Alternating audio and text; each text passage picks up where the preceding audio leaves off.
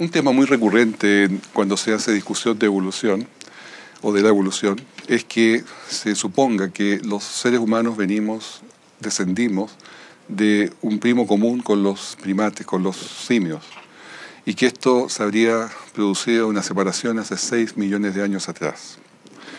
Este ancestro común que se supone es lo que vamos a analizar este día y vamos a ir viendo qué pruebas hay de sí o no. La primera imagen que les quiero mostrar es una mano humana tomando la mano de un primate. Se puede ver la diferencia enorme que tenemos en la piel, en la suavidad, en la habilidad también, que discutiremos más tarde, de la mano humana comparada con la mano de los animales. Y ya comenzamos a establecer una serie de diferencias.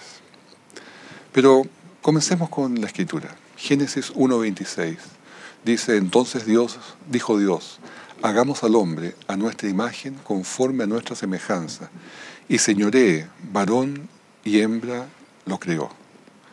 Aquí nos está dando una indicación muy interesante. Primero, que Dios los creó hechos hombres, maduros, adultos, listos para reproducirse.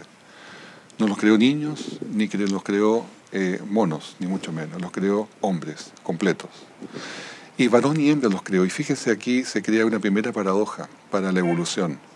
Porque si es por la evolución, no deberían existir sexos. Los sexos es una simple complicación que se está dando a esta reproducción, que podría ser mucho más simple siendo de seres hermafroditas. Hay algunos en la naturaleza que lo hacen, pero la mayoría, los humanos, por cierto, los animales, y las plantas, y las flores, y todo, se reproduce con sexos. Existen masculino y femenino, macho o hembra.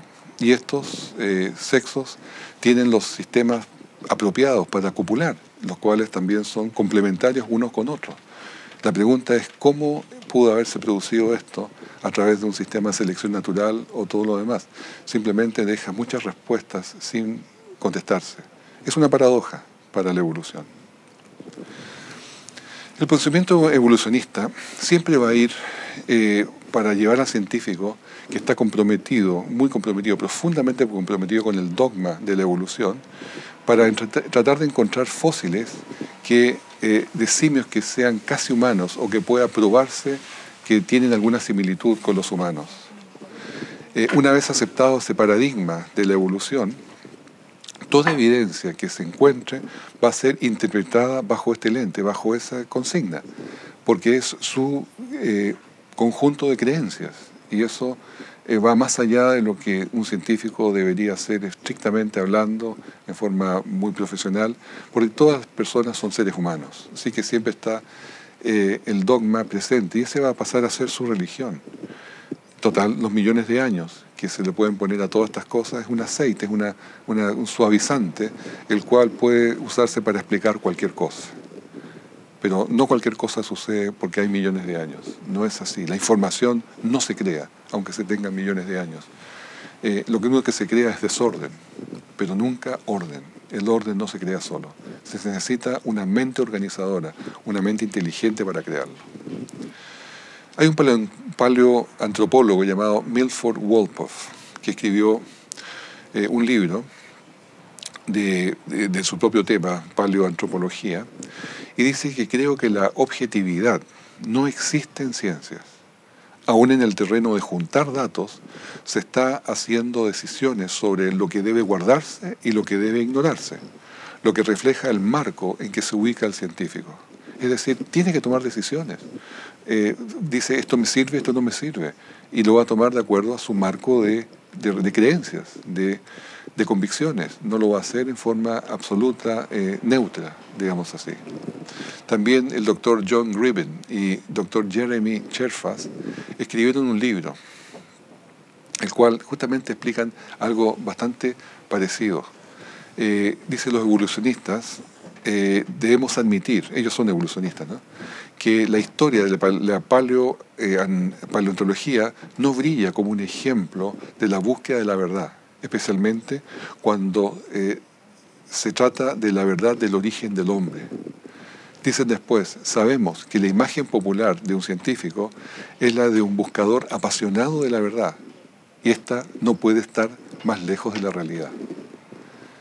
Lo escribe en ese libro The First Chimpanzee, el primer chimpancé.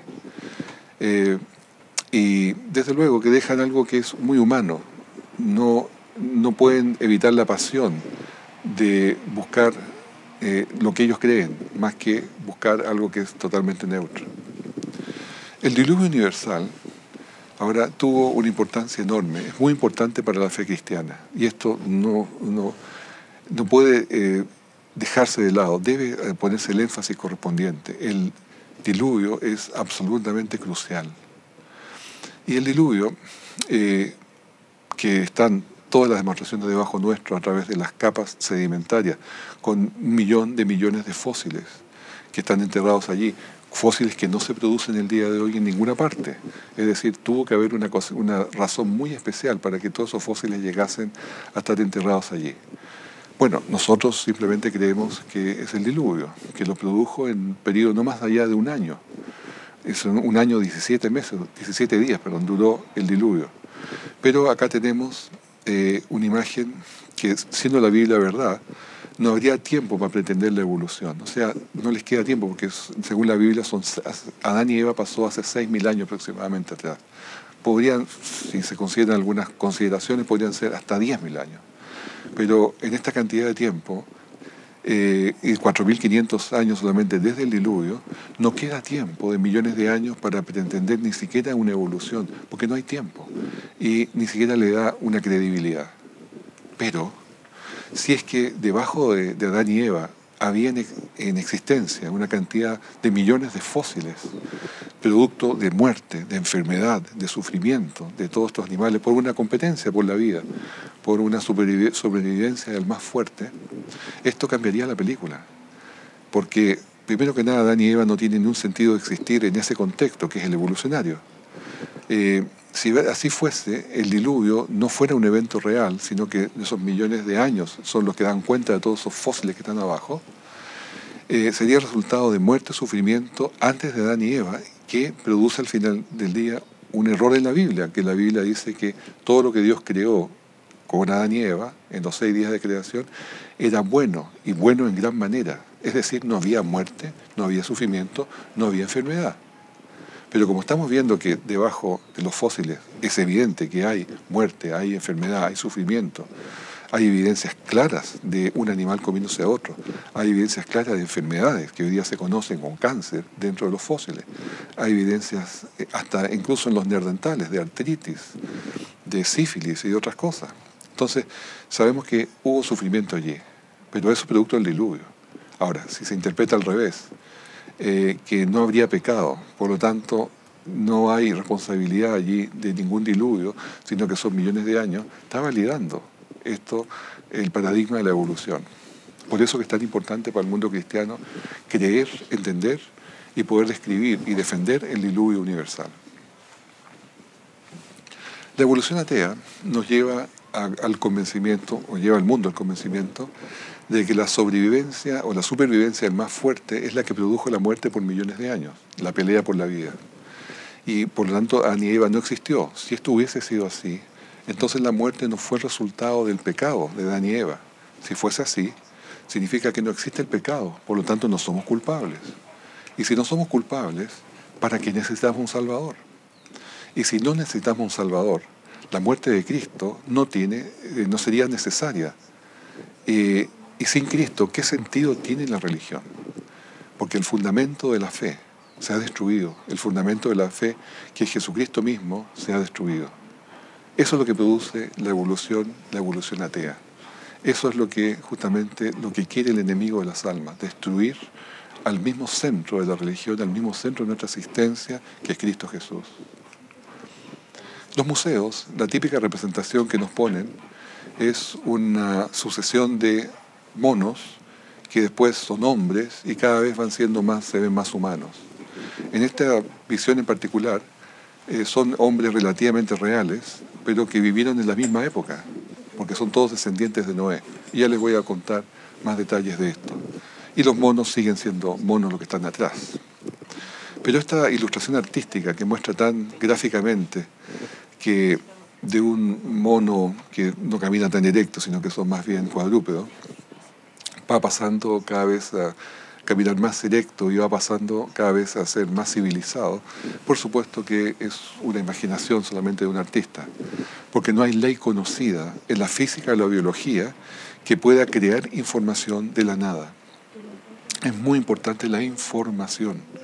Lo que nos hace humanos, lo que nos hace diferentes, es completamente contrastante con la ausencia de él.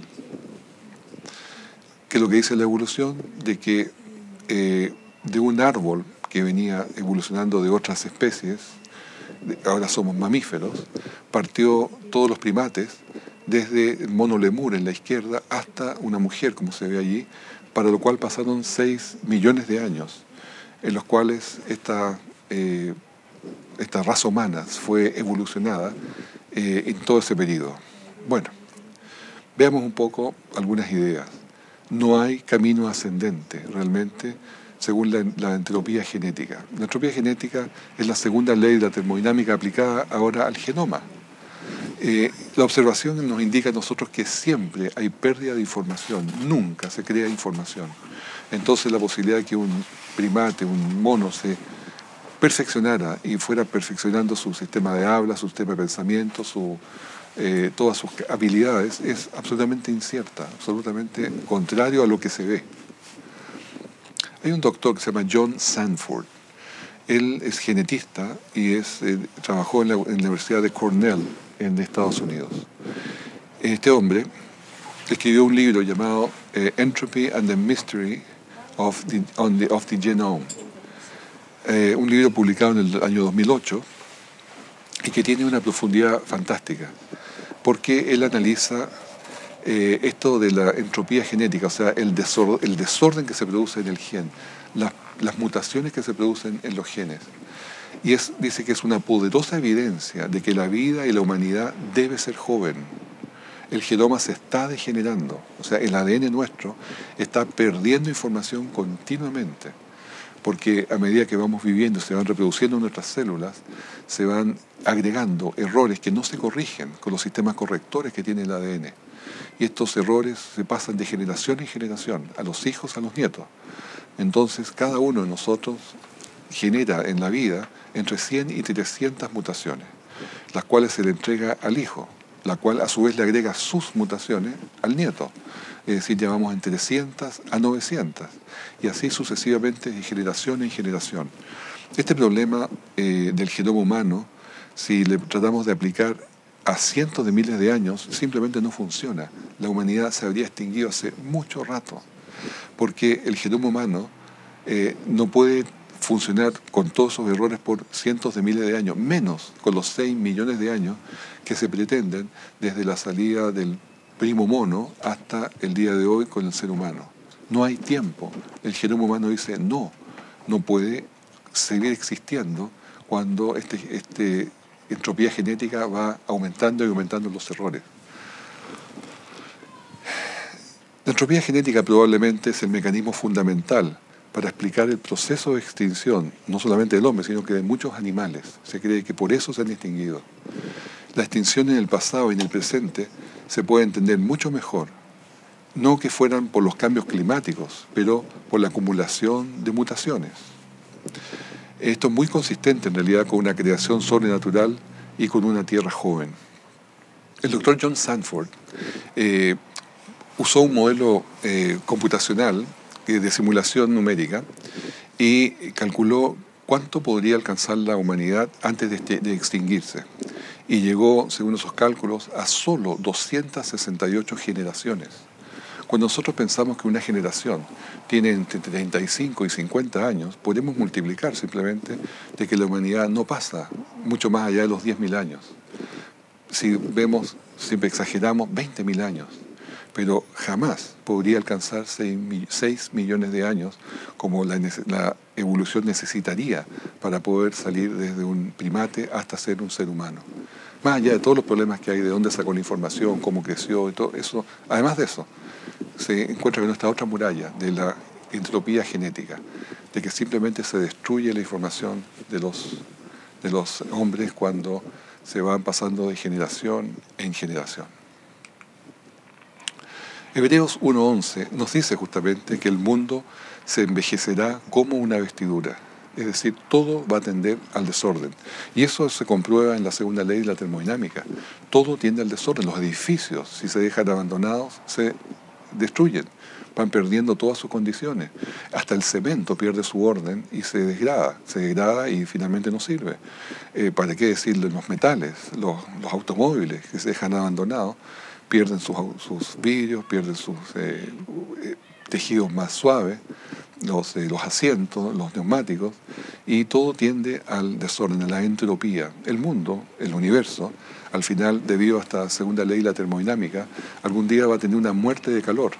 Es decir, ya todo no va a tener diferenciales, por lo tanto no se va a poder ejercer trabajo, por lo tanto todo se va a quedar, como dice, quieto.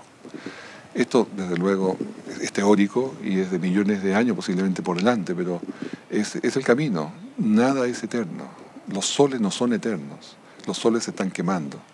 Y en algún momento los soles se extinguen porque ya dejan de tener combustible para seguir quemando. Por lo tanto, no pensemos que esta cosa es eterna, porque no lo es. Ahora, muchas personas podrán preguntarse, bueno, esto de la entropía genética es entendible, pero lo que vemos hoy día es que la gente vive más tiempo. Y yo quiero aclarar un par de cosas referente a eso. Efectivamente, la humanidad vive más tiempo, pero las razones son completamente diferentes a la entropía genética. La entropía genética está allí presente igual. Se va produciendo enfermedades y enfermedades al punto de que la entropía genética hoy día produce alrededor de 1000 enfermedades, las cuales se transmiten, o más bien no se transmiten porque ya es casi extinción. Por ejemplo, el síndrome de Down, síndrome de Hutchinson-Gilford, o los síndromes, enfermedades como gigantismo, enanismo, o enfermedades que son fibrosis quística, que basta con pequeños errores y ya se producen. El albinismo, ciertamente un albino puede reproducirse, pero ya tiene una limitación que tiene que compensarla con otras cosas. Y así, 1000 enfermedades. Cuando se ve en los países industrializados que la vida es más larga que en otras partes, se debe justamente a que estos países cuentan con agua limpia, cuentan con una agricultura moderna, por lo tanto hay mucho más producción, hay mucho más rendimiento de los campos, y hay transporte también que hace posible trasladar todas estas mercaderías, todos estos vegetales, todas estas comidas disponibles en forma barata a todas partes. O sea, eso es lo que ha llevado a una mejor alimentación, a una mejor sobrevivencia. Desde luego también la medicina moderna tiene un rol muy importante que cumplir porque redujo la mortalidad infantil. Es decir, cuando mueren menos niños que están recién nacidos, las estadísticas se mejoran inmediatamente. Es cierto que los ancianos, hay más ancianos hoy día que pueden vivir hasta los 80 años, hasta los 85 años, pero consideremos antes de ello la mortalidad infantil. Chile tiene en este momento 8 por cada 1000 nacidos nacen muertos. Pero eso es un buen récord. Pero el Congo, por ejemplo, cada 1000 nacidos nacen 112 muertos. ¿Ya? O sea, tiene un muy mal récord. ¿Y esto es por qué? Por falta de asistencia médica, por falta de higiene, por muchas deficiencias dentro del servicio de salud. Eso es lo que se ha mejorado principalmente. Y eso es lo que ha mejorado la estadística de la sobrevivencia de los seres humanos hoy día. Pero no es por la entropía genética. Vamos a ver unos principios básicos también para finalmente llegar a la explicación de los simios y todo. Pero quiero explicarles antes cómo se origina la vida. El origen de la vida es un gran problema para la evolución. Y el origen de la vida, podemos hablar de que lo más básico que hay son los aminoácidos. Los aminoácidos son pequeños bloques, los cuales se van poniendo en cadena. Como vemos ahí en la imagen, de diferentes colores, que son diferentes aminoácidos, se van poniendo en una cadena que después tiene que doblarse. Esta cadena tiene que estar en un orden perfecto, o sea, no puede tener ninguna sola aminoácido fuera de su lugar. Y de todos los aminoácidos que hay algunos que son naturales, están en la naturaleza en forma espontánea, de estos solamente 20 son buenos para la vida humana, o para la vida en general. Y estos 20 aminoácidos tienen que ser todos de mano izquierda. Hay aminoácidos de mano derecha y aminoácidos de mano izquierda. Tienen que ser todos de mano izquierda y tienen que tener las uniones peptídicas adecuadas, las uniones químicas adecuadas. Bueno, habiendo dicho eso, Las proteínas, que son lo que forman los aminoácidos, las proteínas son la base de la vida. Podemos decir que la proteína, que es una formación de muchos aminoácidos en un orden perfecto, de un doblado perfecto, son de 3 dimensiones. Estas proteínas, sin embargo, como te explicaba recién, tienen que formarse por lo menos por unos cuantos cientos de aminoácidos, digamos 500 aminoácidos. Y estos 500 aminoácidos tienen que estar en el orden correcto, en la secuencia correcta. Tienen que ser levógidos, que son de mano izquierda, y tienen que ser de uniones peptídicas.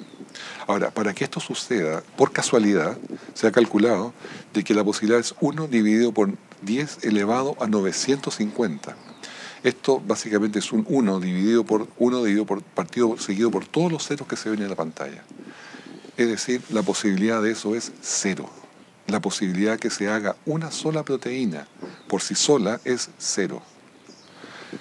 De hecho, la célula más simple que existe se llama la Mycoplasma genitalium parasitarium, que es parasitaria, por lo tanto no tiene la necesidad de hacer su comida. Y esta necesita 387 proteínas aliadas, más 43 genes de RNA para vivir, para producir la vida. ¿Cómo se hace esto? Si una sola proteína no se puede formar por sí sola, menos 387 proteínas, las cuales formarían esta vida básica, la más básica de todas. Es decir, imposible, 387 veces imposible que se produzca la primera vida sola. Además que esa célula tiene que producir su propia energía, su propia reproducción, reparación y limpieza. Pero hay un factor más que le va a faltar siempre a esos químicos que están juntos, que es la vida. Y la vida la da solamente el dador de vida. Porque hasta el día de hoy, jamás, nunca, los científicos han podido crear vida de las cosas inertes, sin vida. La vida solamente se crea de la vida. Y cuando sale algún anuncio por ahí de que se creó vida, es nada más que la transformación de algo que estaba vivo, que le han hecho algún cambio en su ADN o han hecho alguna transformación y han podido llegar a otra cosa viva. Pero ya estaba vivo, ya existía la vida.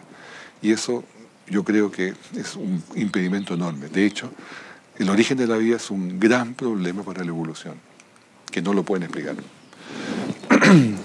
Bien, supongamos ahora en el escenario que tenemos una célula básica viva para seguir el ejercicio. Esta célula básica tiene 500.000 pares bases, que son 500.000 letras dentro de su ADN. Esta célula viva, para poderse transformar en un ser complejo, que es, por ejemplo, un ser humano, necesita de 500.000 pares bases o letras pasar a 3.000 millones de pares bases o letras para ser un ser humano. El problema simplemente es que toda esa información, esos 3.000 millones de pares bases, que son justamente las enciclopedias que están dentro del ADN, que da la información cómo fabricar cada proteína, cómo unir esa proteína con otra, cómo hacer funcionar un sistema completo, cómo coordinar todo esto, tiene que estar guardado en ese ADN, los 3.000 millones de pares bases. Fórmulas para generar ojos, nervios, piel, huesos, músculos, sangre, hígado, riñón, corazón, venas, arterias y todas las funciones interrelacionadas. Todo eso, ¿cómo se va a crear solo? Ese es el gran punto. De 500.000, si tuviéramos una célula viva de 500.000 pares bases a 3.000 millones de pares bases. ¿Cómo? No hay forma. Solamente un diseñador inteligente, una mente inteligente puede organizar y poner todo ese resto de la información para que todo ese organismo multicelular pueda vivir, pueda funcionar. Más aún, que cada célula del cuerpo se especializa y toma un rol, dejando otras habilidades de lado. Y esto es imposible sin una mente que organice y cree todas estas funciones coordinadas. Esta próxima imagen que tenemos es del cromosoma del ser humano, que está compuesto por 23 cromosomas, pares de cromosomas, los cuales vienen 23 del ovario y vienen 23 del espermio. Estos tenemos en el cuadro, podemos ver un par del número 1, 2, 3, son un par de cromosomas en cada uno de ellos, pero porque uno viene del padre y el otro de la madre, que se acoplan y se combinan. Pero me interesa mostrarles más que nada el último, que es donde dice XY, el cromosoma número 23, que es el cromosoma del sexo. Y el cromosoma del sexo tiene una cosa muy particular, que es el cromosoma Y, que es el último. Ese es exclusivo del ser humano, del hombre. El hombre humano es el que tiene el cromosoma Y, nada más. Y ese cromosoma Y se transmite de padre varón a hijo varón a nieto varón. Las mujeres nunca lo tienen. Como entre los hombres no nos reproducimos, ese cromosoma Y siempre es igual, nunca varía. Es decir, podemos decir fácilmente que de nuestro primer padre, podemos decir Adán, Noé, viene ese cromosoma Y inalterado. Y eso de hecho es así, porque todos los varones, todos los seres humanos varones, tenemos el mismo cromosoma Y. Las pequeñas diferencias que pueden haber son por mutaciones que ha habido en diferentes líneas de descendencia, pero son absolutamente menores. Y eso nos identifica a todos como una sola raza. Es muy interesante porque ya voy a hacer una comparación con el cromosoma Y del chimpancé. También los cromosomas que tenemos, el número de cromosomas que tenemos de diferentes especies es también diferente. Los monos, por ejemplo, tienen 48 o 24 pares de cromosomas. Los seres humanos, como decía, tenemos 23 o 46 cromosomas en total. Las amebas 50, los perros 78, los pollos 78 también. Y algunas vegetales, el helecho tiene 480 cromosomas, el trigo 42, la cebolla 32. Es decir, cada uno tiene su especificación clara dentro del número de cromosomas. Pero quiero hacer una aclaración también. Cuando nosotros tenemos una línea de equipos electrónicos, en este caso como muestro en la imagen, todos esos equipos electrónicos tienen componentes similares, es decir, se usan transistores, resistores, capacitores, transformadores, circuitos, cableríos internos para hacer diferentes funciones, pero ocupan los mismos elementos.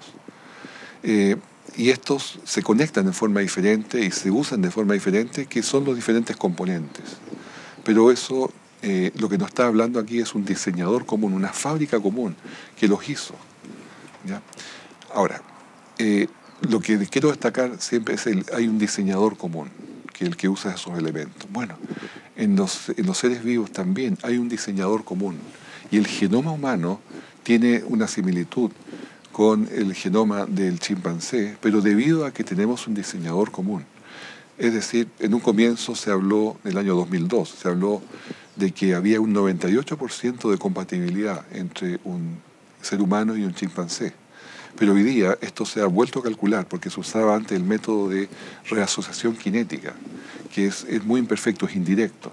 Pero hoy día que hay métodos mucho más exactos y precisos, más bien se calcula que la similitud entre el genoma de un chimpancé y un hombre es del 81%. Esto es absolutamente nada, o sea, no tiene ninguna importancia que sea el 81% por las razones que les voy a mostrar un poco más adelante.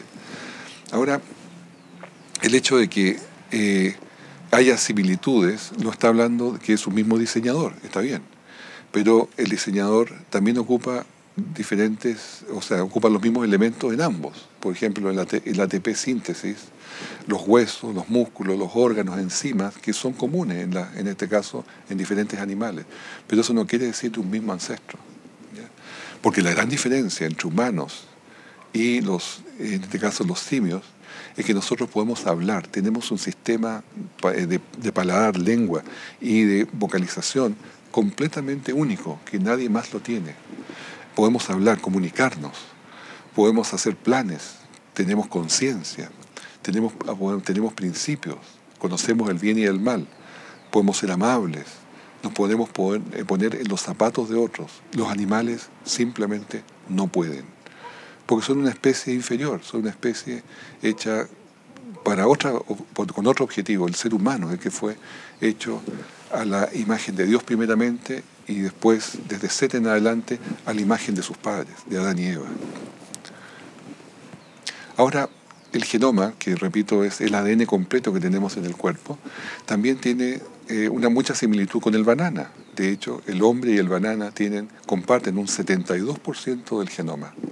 ¿Significa esto que somos medios bananas? En absoluto, no quiere decir eso. Lo que nos quiere decir es que tenemos bioquímicamente similitudes con el banano porque es necesario para comerlo. Y es así, si fuera cada planta o cada animal en la Tierra diferente bioquímicamente, no podríamos alimentarnos. ¿Cómo podríamos usar los aminoácidos, los azúcares, las grasas del alimento? No podrían aprovecharse, sería como comer piedras y arena. Por lo tanto, el hecho de que seamos similares en el genoma es justamente para poderlos tener como comida. Por lo tanto, cuando hablamos que el chimpancé tiene un 81% de similitud, no nos está diciendo más de lo que nos dice un plátano, una lechuga, o nos dice cualquier otro elemento que es bueno para consumir. Ahora, la diferencia que hay entre razas es algo muy importante, y esto nos habla una sola palabra. Existe una sola raza en el mundo de seres humanos. Más adelante vamos a tratar ya sobre los neandertales, los Homo erectus, pero por mientras hablemos de los hombres modernos. La diferencia que hay entre razas de todos los diferentes aspectos, como lo vamos a ver en la próxima diapositiva, es solamente de 0,012%. Es poquísima. Somos todos iguales y casi idénticos. Más bien existe mayor diferencia entre dos blancos, porque son diferentes morfológicamente, tienen diferentes tamaños, diferentes tipos de pelo, diferentes características. Eso tiene un 0,2%, pero de raza solamente es 0,012% en el ADN. Ahora vamos a ver unas imágenes de una mujer oriental, una mujer aborigen de Australia, otra que es de la India, otra que es de África, otra que es esquimal, y otra que es de las islas también, y una caucásica o blanca. ¿Diferencia entre todas ellas? Solamente 0,012%, que es prácticamente nada, es una sola raza. Las diferencias que hay de pigmentación es nada más debido a la melanina. La diferencia entre la caída de los ojos es nada más que tejido adiposo, que está más en uno que en otros. De los ojos azules es nada más que falta de melanina. Del pelo rubio es falta de melanina. O sea, es un elemento que es común en todas estas diferencias. Así que no hay mucha diferencia entre unos y otros. Aquí tenemos un cuadro también que comparamos el genoma del hombre con el chimpancé, el gorila y el orangután. Podemos ver en la primera línea de que todos, el hombre, el chimpancé, el gorila y el orangután, comparten un genoma, o sea, una parte del genoma. Perfecto. Sin duda hay similitudes, todos tenemos cabeza, tenemos ojos, oídos, nariz, lengua, brazos, tenemos pelos y hay muchas cosas que son similares. O sea, ni una sorpresa que haya eso. La segunda línea muestra que el hombre tiene solamente un genoma, una parte del genoma del ADN y el otro no lo tiene. La tercera muestra que los tres primeros la tienen y el último no lo tiene. La cuarta columna, muestra de que todos compartimos ese gen. Y por último, dice el último que solamente con los chimpancés se comparte uno y los otros son diferentes, pero iguales entre ellos, entre el orangután y el gorila. El chimpancé, sin embargo, es el más cercano dentro de toda la cercanía que puede hablarse del hombre. 81% decíamos, que no es tanto tampoco. Concentrémonos ahora en el cromosoma Y, como está en el círculo allí, porque ese cromosoma Y, como dije, no cambia de generación en generación. Y esto es tremendamente importante, porque al no mezclarse, no cambiar, podemos trazar hasta el origen inicial de nosotros, de nuestra raza, dónde puede haber habido un cambio. Y se comparó, efectivamente, ahora con la biología molecular, se puede comparar el cromosoma Y del hombre y el chimpancé. Se hizo y se publicó en el año 2010, hace 2 años, la comparación entre estos ambos cromosomas Y. La revista Nature informó que un análisis completo del cromosoma Y comparado con el chimpancé, se concluyó que eran destacadamente divergentes. La mayoría de sus descubrimientos no se ajustan, dicen, al repetido 98% de similitud entre los genomas del hombre y el chimpancé, ni tampoco que compartan un antepasado común. Sigue después, bajo conceptos evolucionistas de cambios graduales, el cromosoma Y, en sus estructuras, genes, secuencias, distribución, debieran ser lo mismo en ambas especies. Sin embargo, las diferencias son marcadas. Y la diferencia del gen MSY, que es la zona específica del varón en el cromosoma Y, es más comparable a la diferencia entre el pollo y el humano antes que el chimpancé. Y otro informe, que también fue publicado en la revista Nature, en enero del 2010, dice que el cromosoma Y está lleno de sorpresas. David Page, del Whitehead Institute for Biomedical Research en Cambridge, Massachusetts, dijo, él y su equipo recién ha descubierto que el cromosoma Y de los humanos y de los chimpancés son, escuchen bien, horrendamente diferentes unos de otros. Y uno se pregunta, ¿por qué dice el doctor Page horrendamente? Porque él cree en evolución. Y él cree que los chimpancés son los parientes cercanos evolutivos que tenemos. Y cuando ve esto, se da cuenta que la cosa no es así. Y reportan que más del 30% del cromosoma Y del chimpancé no tiene alineación con el humano. 30%. O sea, deja el 70% de similitud solamente. ¿Y recuerdan cuánto decíamos que tenía el plátano? 72%. Y la relación, por lo tanto, entre el cromosoma Y del humano y del chimpancé se ha hecho pedazos. Eso es de tremenda importancia, porque con esto se acaba este famoso historia de que lo dicen tan libremente, de que nosotros venimos de un pariente común con los monos. Justamente este programa que muestro acá del ABC, que es traído desde el BBC de Londres, que se dice el origen de nosotros, se analizaba justamente esto, pero diciendo lo contrario. Libremente decían que se asumía que veníamos de los chimpancés y de los monos, con parientes comunes, y que, por lo tanto, el clima había hecho la gracia del cambio.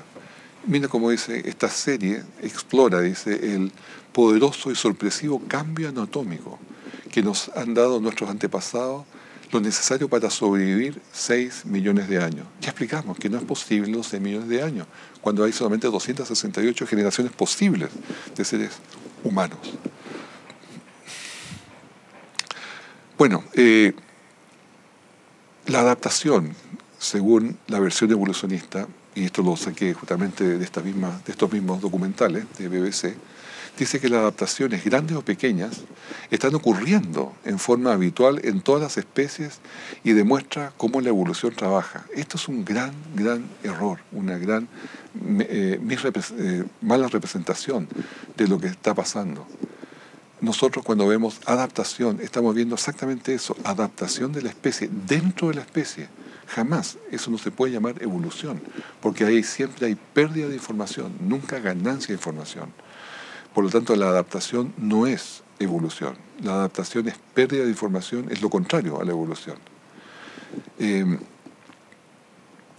Dice, el cambio de forma de los picos de los pinzones de los Galápagos, el oscurecimiento del color de las salas de las polillas en Inglaterra y por el advenimiento de la revolución industrial. Son argumentos ya que pasaron hace mucho rato y quedan absolutamente probados que eso no es evolución, eso es adaptación, sobrevivencia al más fuerte, simplemente. Esas polillas se desaparecieron porque eran blancas cuando se había todo teñido de plomo por la mugre que estaba en el aire. Y es por eso que los pájaros se las comieron de forma más fácil y desaparecieron. No tiene nada que ver con evolución.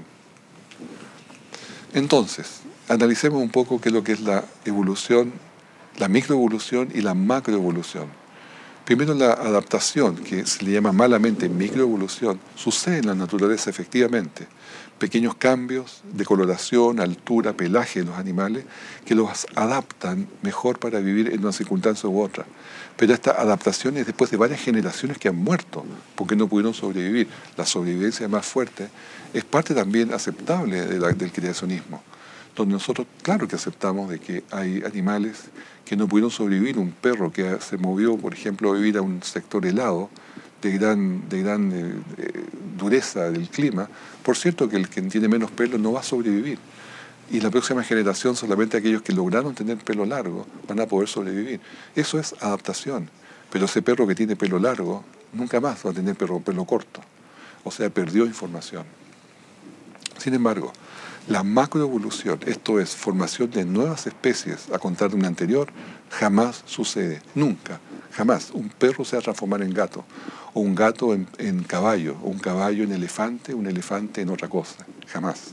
Menos, un mono transformarse en ser humano. Esto es macroevolución, no sucede así y nunca va a suceder así, porque implica muchas cosas de las que hemos estado hablando que no suceden. Cuando esta serie que mostraba la BBC hablaba de tiempos, ponen una imagen de que dado suficiente tiempo, todas las cosas pueden suceder. Efectivamente, como decía el evolucionista Julian Huxley, que si había suficiente tiempo, un grupo de monos con máquinas de escribir pueden escribir la obra completa de Shakespeare. ¿Ya? Y yo les puedo decir con toda seguridad que con todo el tiempo que se queda, con los millones de años que quieran poner, ni la obra de Shakespeare, ni un laptop se formaría solo. Necesita un diseñador. Así que no es cosa de tiempo, es cosa nomás de que necesita una mente inteligente para que haga esa función.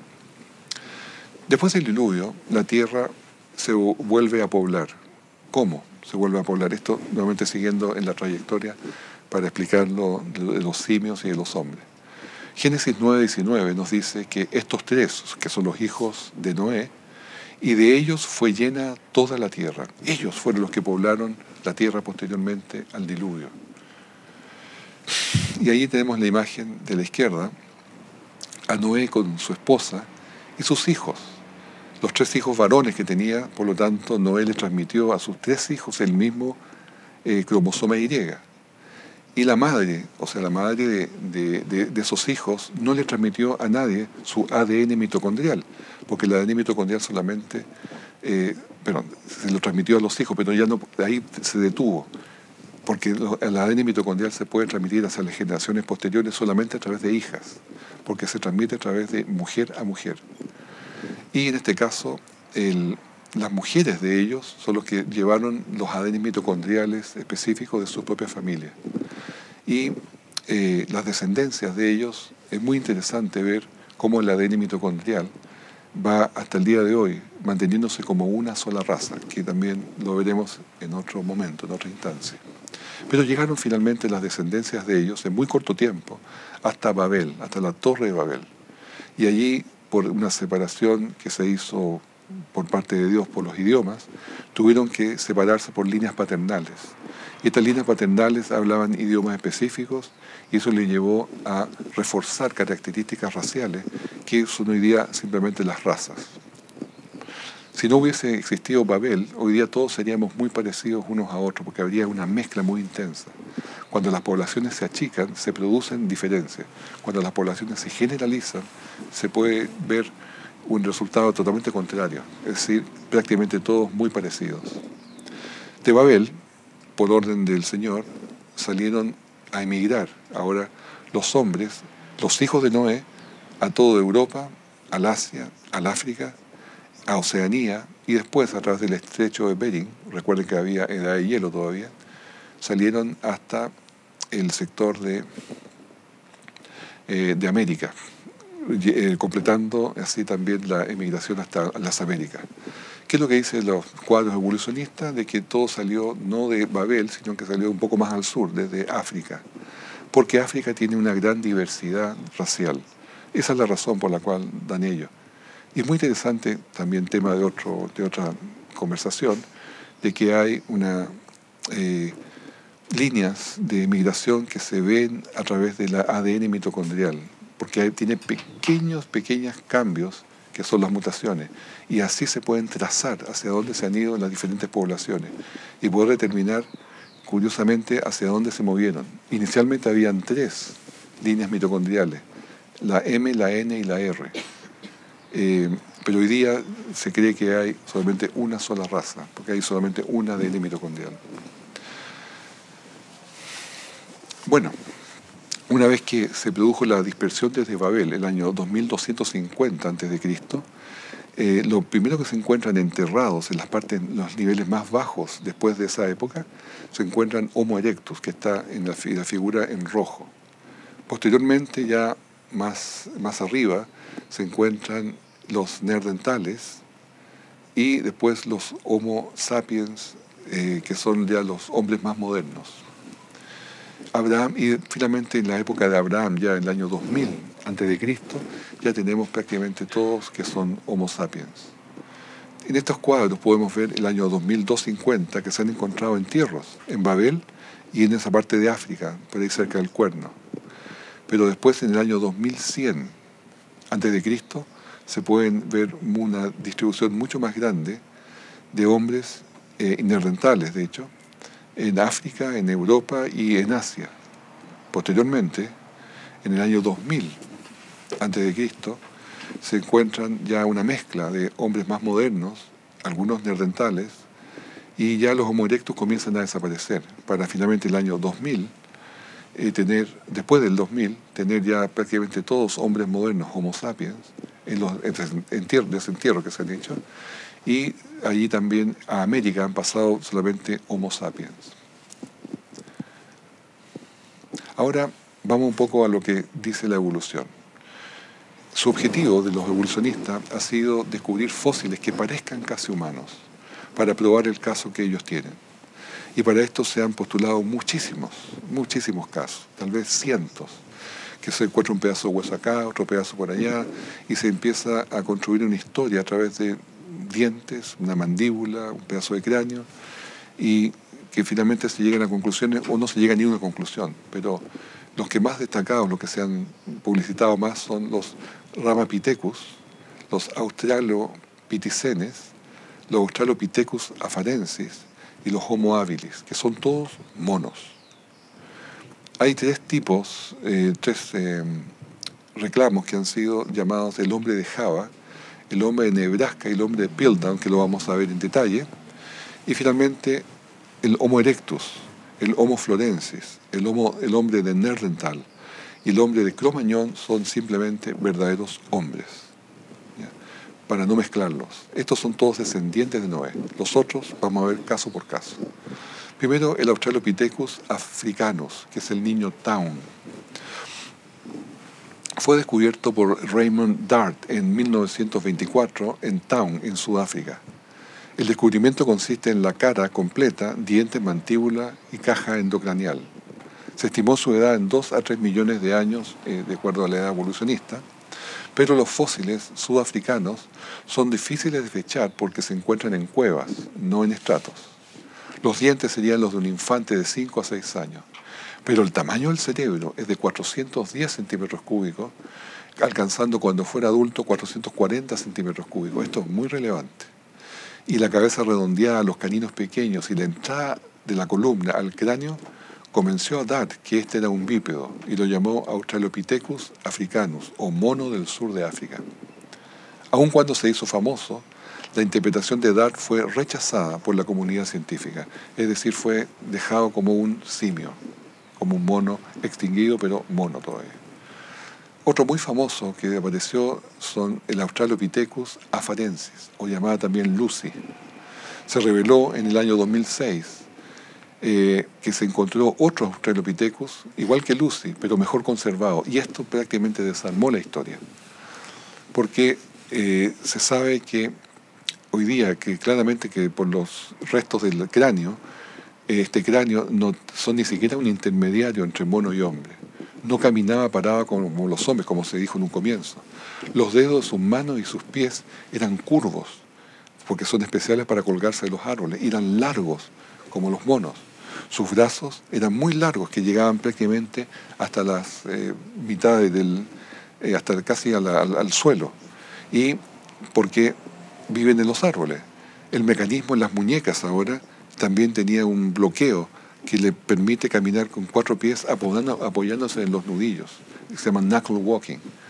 Y el órgano de balance, que también se pudo escanear del oído medio, da la evidencia que no pudo andar de pie.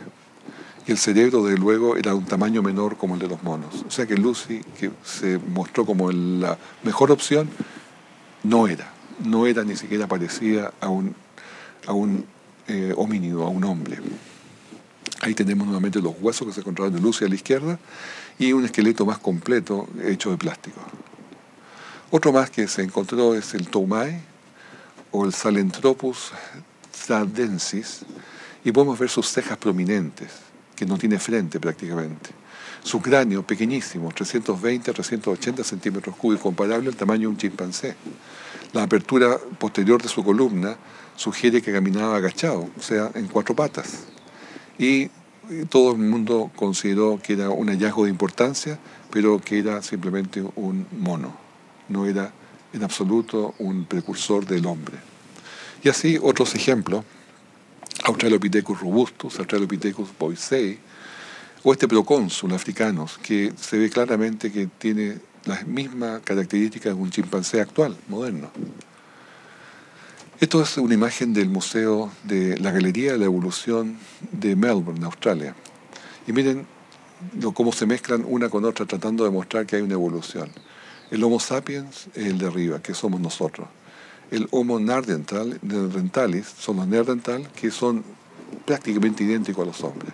El Homo erectus, que son los iniciales, después inmediatamente de Noé, también está allí, pero después ya entramos a la categoría simios. Homo habilis, Australopithecus afarensis y Australopithecus africanus. Todos ellos simplemente simios, nunca hombres, ni siquiera intermediarios. La caja torácica, los simios la tienen en la costilla en forma cónica, como se ve a la derecha. Los seres humanos la tenemos en forma de barril, una diferencia. La forma de las caderas son completamente diferentes unas de otras, porque la primera, para andar erecto, en dos pies, y la segunda de los simios es para andar en cuatro patas. Como se ve allí, es de una forma completamente diferente, y no es posible que una haya podido evolucionar en la otra.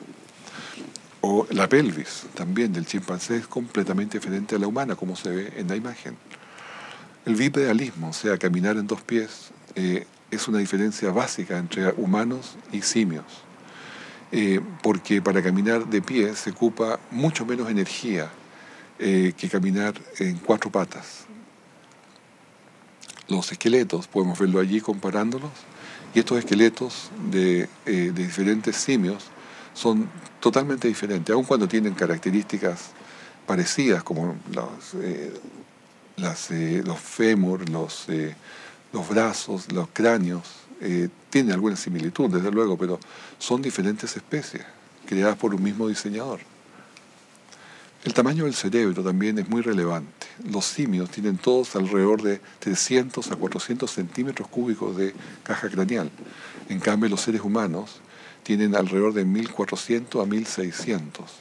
De hecho, los neandertales tenían una mayor capacidad de lo que tenemos nosotros hoy día en capacidad de la caja craneal. Ahora, el tamaño del cerebro varía según la especie y no está relacionado con la inteligencia, más bien se relaciona con el tamaño del cuerpo. Por esta misma razón, las mujeres tienen un cerebro más pequeño. Los pigmeos también tienen cerebro más pequeño que los zulús, por ejemplo, pero la inteligencia promedio de todos es la misma. Es decir, la mujer, aun cuando tiene un cerebro por su tamaño corporal más pequeño, su inteligencia es similar a la del hombre, que tiene tamaño más grande. Los humanos antiguos promediaban alrededor de 1500 centímetros cúbicos. El límite inferior que se conoce es de 700 centímetros cúbicos. Los chimpancés tenían del orden de 300, pero se puede encontrar casos de hasta 700 en los gorilas más grandes. Pero hoy día el promedio actual es de 1359 centímetros cúbicos. Es decir, si lo comparamos con los 1500 que tenían en la época de los humanos más antiguos, simplemente el cerebro, la caja craneal se está achicando, no creciendo, como quisiera el evolucionismo. Eso está en un informe publicado en el año 2011. Ahora, las razones para el cambio de evolución de el hombre, del mono, del simio al hombre. Esto es nuevamente interpretación de las películas, como decía, los documentales del BBC. Dice, hoy hay muchos que creen que los cambios climáticos son una gran amenaza para el futuro de la humanidad, pero también creen que estos cambios en el pasado fueron la esencia creativa que ayudó a formar a nuestros antepasados.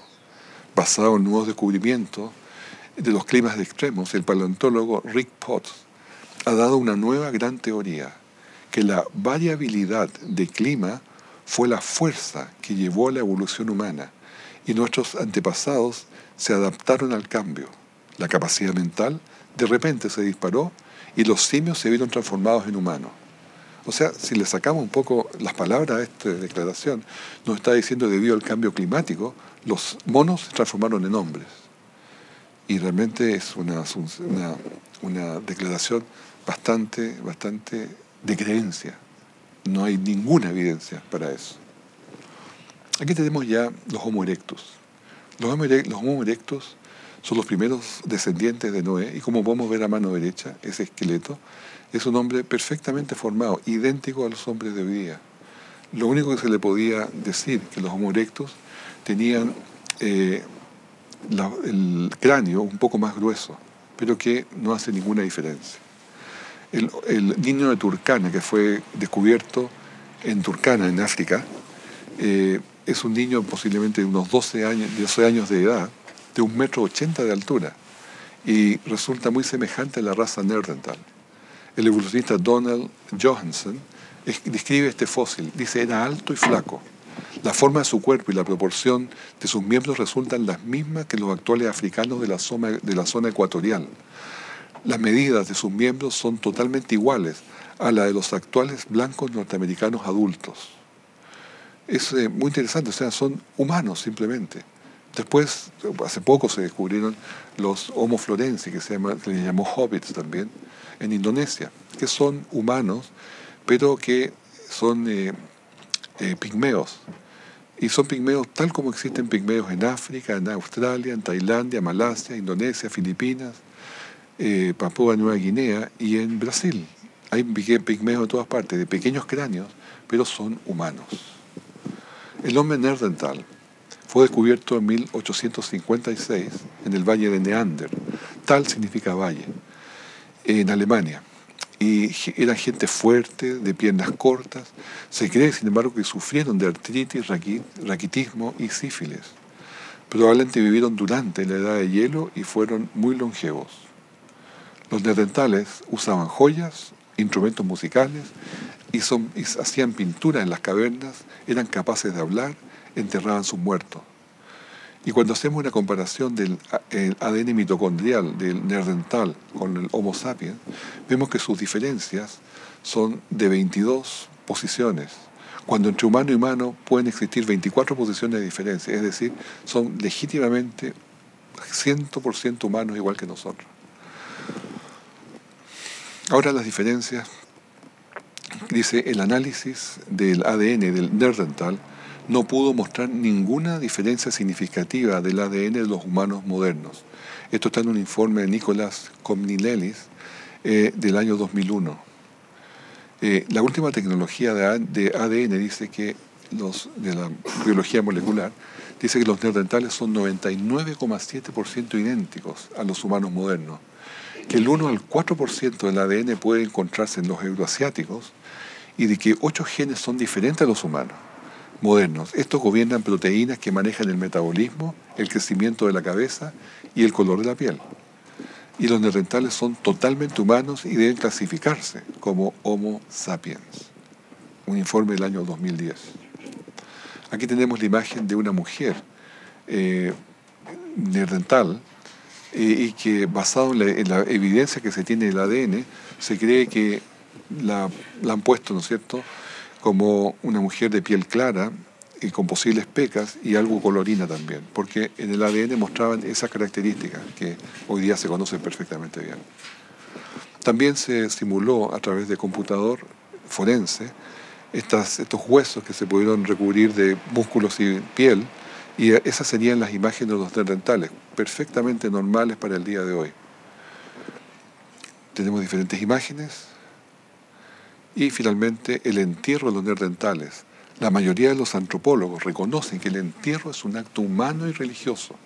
Y la mejor evidencia que los neandertales eran 100% humanos es que en sitios los humanos y los neandertales están enterrados juntos. Ahí es donde se encontraron y las poblaciones humanas eran muy pequeñas, aisladas unas de otras. Gradualmente se acumulaban cambios en el ADN mitocondrial hasta un punto de verse diferentes por la separación.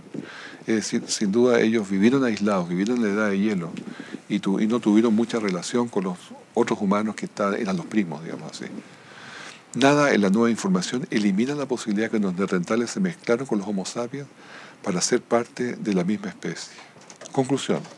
Los neandertales son 100% humanos, vivieron en un medio frío y duro, tienen cejas prominentes, cuerpo fuerte y piernas cortas, y son un grupo de personas aisladas. Los hombres de Cro-Magnon, se llama Homo sapiens sapiens, que son modernos, descubierto en 1868 en Cro-Magnon, Francia. Se encontraron entierros con 5 esqueletos, en los cuales habían herramientas de piedra, antenas de ciervo talladas, colgantes de marfil y conchas. Los cromañones vivieron en Europa y prácticamente son personas de altos, musculosos y un poco más fuertes que los actuales. Eran hábiles cazadores, artesanos y artistas, famosos por sus artes en las cavernas como Lascaux, Chabot y Altamira, que ahí tenemos el arte que ellos produjeron, y al medio podemos ver las diosas Venus, que ellos tallaban en antenas de ciervo, las cuales adoraban. Ellos hacían una adoración y sin duda un ser que hace adoración es un ser humano. Los animales no adoran como los seres humanos. El hombre de Pekín se perdieron las muestras y hoy día solamente quedaron copias de yeso. Así que no podemos mucho discutir allí. Y entramos ya a donde son los fraudes. Primero, el hombre de Java, o el Pithecanthropus erectus. Este hombre de Java fue descubierto por Eugenio Dubois en 1891, cerca de la isla de Trinil, en Indonesia. Encontró restos humanos cerca de este resto que había primero encontrado, y la edad se supone que eran 700.000 años. El descubrimiento que hizo es un pedazo de cráneo de 940 centímetros cúbicos que se ve abajo, probablemente de un Homo erectus, más unos dientes que después se supo que pertenecían a un orangután. Y al año siguiente descubrió también un fémur de 15 metros de distancia que era de un humano moderno. Y no hay ninguna razón para creer que el cráneo, los dientes y el fémur son del mismo individuo.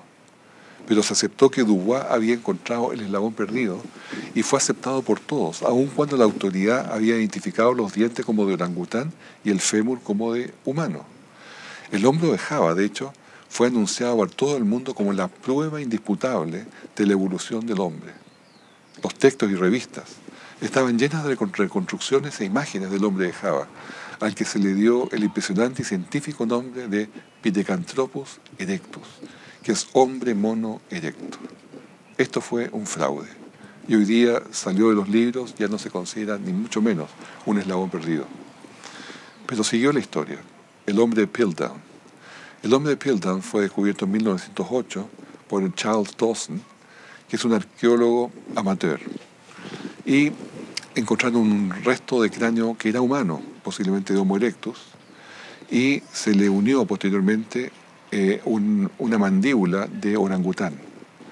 Y fue presentado nuevamente por 40 años como la prueba de lo que el hombre de Piltdown era la prueba de evolución del mono al hombre. Estuvo en los libros y en 1953 decidieron hacerle pruebas unos científicos de Oxford para determinar que el hueso de la quijada era de un orangután moderno, no pertenecía al mismo cuerpo. Alguien había plantado la quijada en el foso y fue un engaño, un fraude. Hoy día, por supuesto, está fuera de los libros. Y por último, el hombre de Nebraska. Fue descubierto por Harold Cook, un geólogo, y el doctor Henry Osborne en 1921 en Snake Creek, en Nebraska. Y fue el primer hallazgo de América, así que era de gran importancia para los americanos. Se bautizó como el hombre mono del mundo occidental, el Speropithecus. Se ilustró, como se muestra ahí a mano derecha, a partir de un diente, una imagen completa de hombres medios agachados, con caras faciales un poquito simias, y un cazador de fósiles posteriormente fue al mismo lugar de Snake Creek y encontró más evidencia, más dientes, pero que estaban en mejor condición. Se pudo estudiar esto y se determinó que los dientes eran todos de cerdo, de chancho. Pero este fraude igual quedó flotando en la idea. Estos dientes de chancho pertenecían a este cerdo que está aquí, el Chocan Peccary Catagonus wagneri, que está en un zoológico de Phoenix. No era para nada un eslabón perdido. Este otro es un resto de un hombre que se encontró, un hombre de las nieves, hallado en 1991, en el glaciar de Smiltlawn, en los Alpes. En ese lugar se encontró, había fallecido obviamente por un mal clima, posiblemente viento blanco, quedó enterrado bajo la nieve y fue descubierto en muy buen estado de conservación muchos años después, 3.000 años después de hecho, y en 3.000 años se pudo determinar que él tenía un alto nivel tecnológico. Era un hombre que tenía un marco, una mochila con marco, con hacha de cobre, fruta seca, equipo para hacer fuego. Ötzi poseía, de hecho, el mejor equipo material disponible de su época. El arco era de la mejor madera conocida. Pensemos que Ötzi pertenece a la época de Salomón y el rey David. O sea, estamos hablando de bastante tiempo atrás. Ahí está en conservación el día de hoy. Pero lo interesante es decir que tenía una alta tecnología. No era un hombre de las cavernas.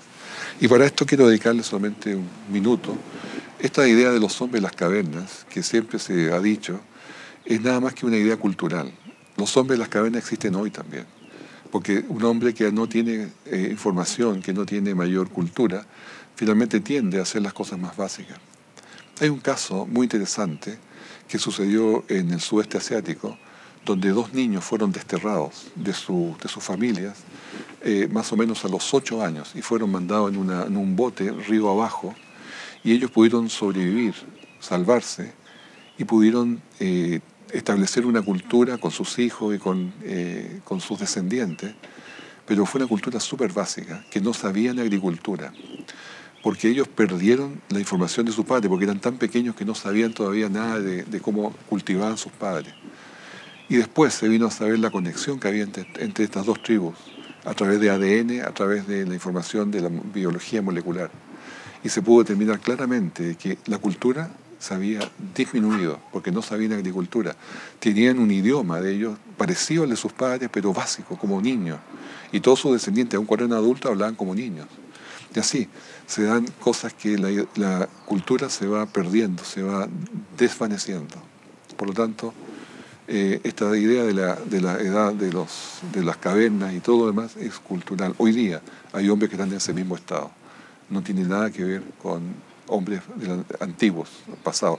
Al contrario, eran más inteligentes que nosotros. Por último, quiero concluir de que los seres humanos somos diseños muy especiales. Tenemos una naturaleza exquisita. Podemos decir que los humanos estamos sobrediseñados. Nuestras patas, por ejemplo, comparadas con los simios, nuestra pata es de dedos cortos, preparada para correr. Los simios no, gastan mucha energía en correr. O las manos, nuestras manos son únicas, con una capacidad como aparatos sofisticados para poder tomar cosas con mucha habilidad que el mono no puede hacer. Y esa delicadeza nos permite hacer cosas tan complejas como tocar instrumentos musicales, cirugía, arte, deportes, que solamente nosotros podemos hacer. Nuestro lenguaje es único, nadie más puede hablar de los seres, de los animales. Y nosotros, porque tenemos un conjunto en nuestra lengua, nuestro paladar, y hacer todos los sonidos que solamente los hombres podemos llevar los efectos. Tenemos una cantidad enorme de músculos para poder sonreír, para poder hablar.